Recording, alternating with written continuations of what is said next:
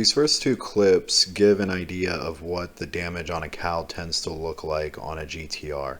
This damage occurs because water becomes trapped between the metal portion of the cowl and the plastic cowl cover that goes on top.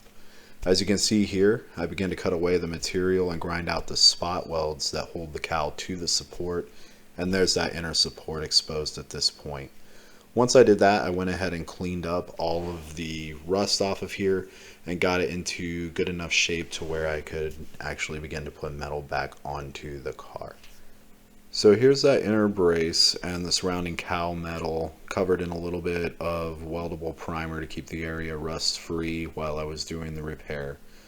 So got it cleaned up for the most part and then began to put the metal back in, and here it is once that patch was actually welded into place.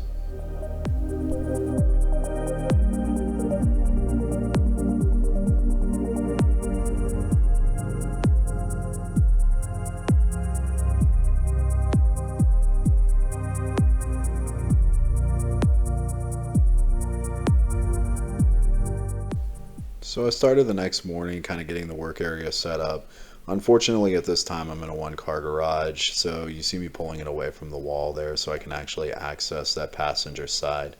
Unfortunately both sides of the cowl were damaged, and you can see right there where I'm standing near the cowl there. I'm going to be repairing that. You can see that hole right there. That's actually where the windshield wiper motor mounts. This side of the car is actually a little bit more complicated than the other side, simply because that windshield wiper motor does mount there.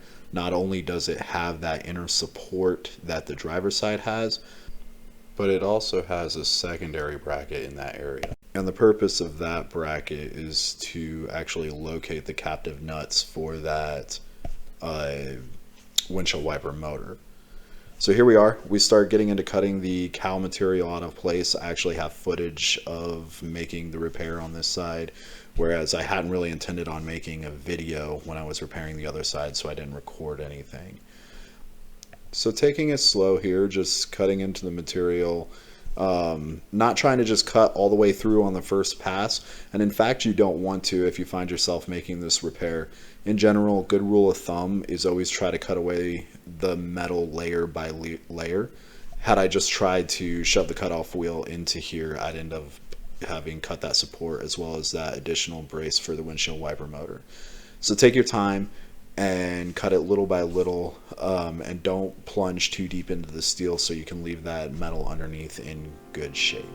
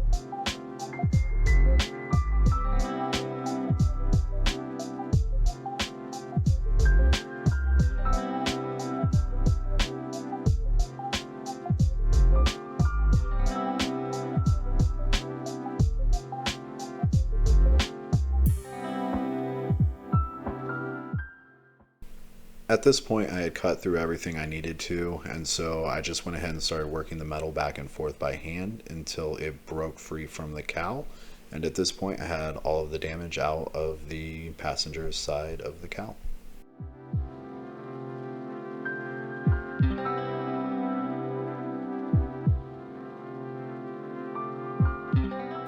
So at this point I began prepping the patch panel that's going to actually go back in place. You can see here that support that lies underneath the cowl, and then that additional piece that I was just cutting is actually the brace that is there holding the captive nuts for the windshield wiper motor. You can see that I'm focusing the grinding on just one specific area. That is because I'm trying to focus on one spot weld, because as soon as I grind through that spot weld, that particular piece of metal will release from the rest of the metal. And this is what I want to do because I don't want to damage all of that steel that is actually the top layer of the cowl.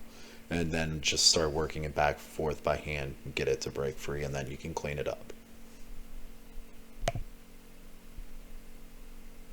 At this point, I'm just showing the additional spot welds that are going to have to get ground out for that inner support to be released.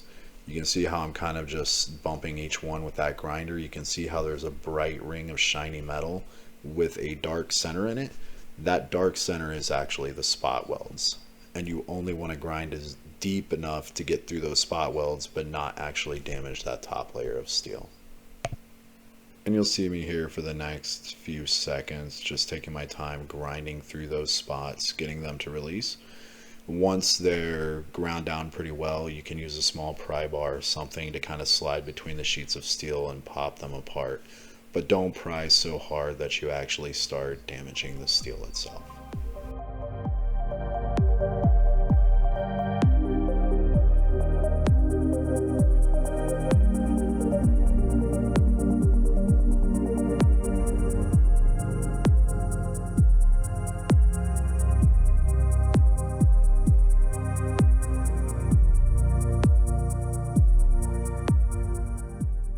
So at this point, I have the patch panel actually put back in place. I didn't go crazy with a grinder trying to clean up this piece of metal, because when you do that, by the time you've got it all clean, you've ground halfway through the thickness of this steel, because the GTRs are made of extremely thin steel.